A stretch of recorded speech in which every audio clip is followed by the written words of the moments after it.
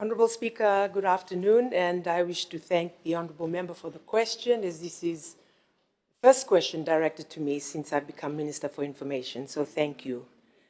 Since taking office, Honourable Speaker, I've prioritised the modernisation of our information systems and strengthening of our digital platforms so that every Fijian can easily access reliable, timely and accurate updates about their government. Well, Speaker, over 80% of Fiji are on Facebook. And since coming into office, our government Facebook page alone has grown by an average of 1,000 new followers every month, and now stands at almost 300,000 followers. This demonstrates increasing public confidence in our digital platforms. Our mission is simple. If it is not on our official government platforms, it must be fact-checked.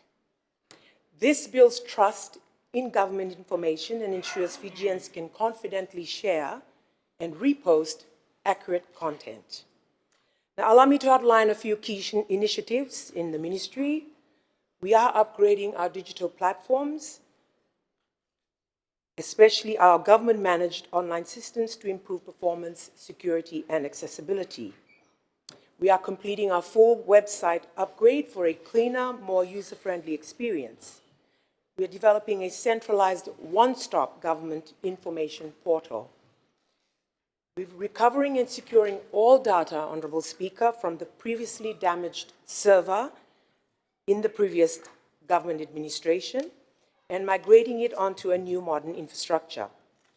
Honourable Speaker, in strengthening our social media and multimedia output, we have significantly expanded our digital content. This includes live streams and real-time updates for Parliament sittings, short videos, infographics, and mobile-friendly content for national announcements, a strengthened YouTube archive for long-form documentation, and reviving our government TikTok and Instagram platforms to reach younger Fijians.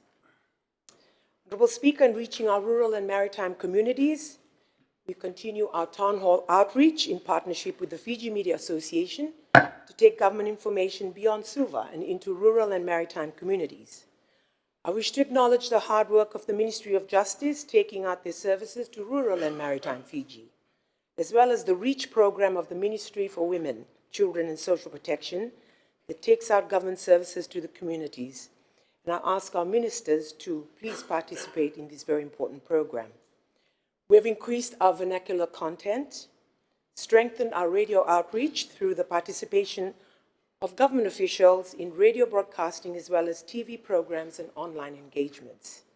We've improved our distribution of the government newspapers across provinces using our government networks. Now, of course, as our government increases connectivity throughout Fiji, government information can be disseminated quicker on digital platforms.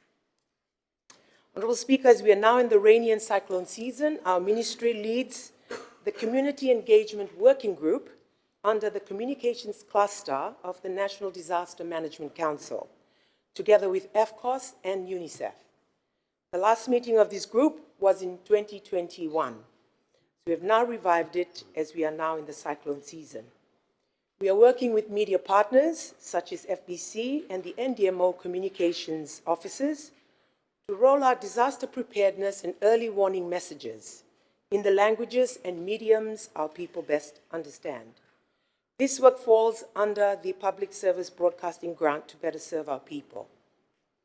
We've also strengthened our Media Liaison Officer Network, Honourable Speaker, in government. Cabinet has endorsed the strengthening of our MLO network across all ministries to ensure consistent messaging, accurate information, timely public updates, proper staffing and equipment. I wish to thank the Government of the United Kingdom for their ongoing partnership through the UK Government Communications Service, which is supporting training in digital communication, including the effective use of AI and strategies to address misinformation and disinformation online. We now have a dedicated Parliament communications team across ministries to ensure that key information presented here in Parliament is shared promptly and meaningfully with the public. Honourable Speaker, the National Archives, which comes under our ministry, has digitized over 60,000 Girmitia immigration records, which will soon be available online. This advances heritage preservation, public access, and the modernization of archival systems. Finally, Honourable Speaker, we are continuously upskilling our staff to manage modern communication tools and produce high-quality content. We continue partnerships with local and international experts, including our valued collaboration with the UK GCS, which is assisting our ministry, the Ministry of Foreign Affairs and the Ministry of Defence, and will soon extend to other ministries as well. Together, we have developed a draft government communications handbook for all media liaison officers. And this is not just for government ministries, but also statutory authorities and independent commissions or independent bodies. We'll be finalizing this, Honourable Speaker, and submit it to Cabinet. Honourable Speaker, I just want to talk about, as we are in the 16 days of activism against gender-based violence, we must confront the new frontier of harm facing our people, especially our women and girls, and that is digital violence. Online abuse, cyber harassment, non-consensual sharing of images, coordinated misinformation, and the weaponization of social media have become real threats to the safety, dignity, and protection in public life. In this digital era, violence does not require a physical space to inflict deep emotional, psychological, and reputational damage. As Minister for Information, I reaffirm our commitment to strengthening online safety frameworks, promoting responsible digital citizenship, and working closely with technology partners, civil society, and our communities to ensure that the digital space becomes a space of empowerment, not fear. Honourable Speaker, I also wish to take this opportunity through your Parliament's digital platform to appeal directly to parents and guardians as we enter into the cyclone season. More rain predicted in the coming weeks, we can expect increased flooding, swollen rivers, and rough seas.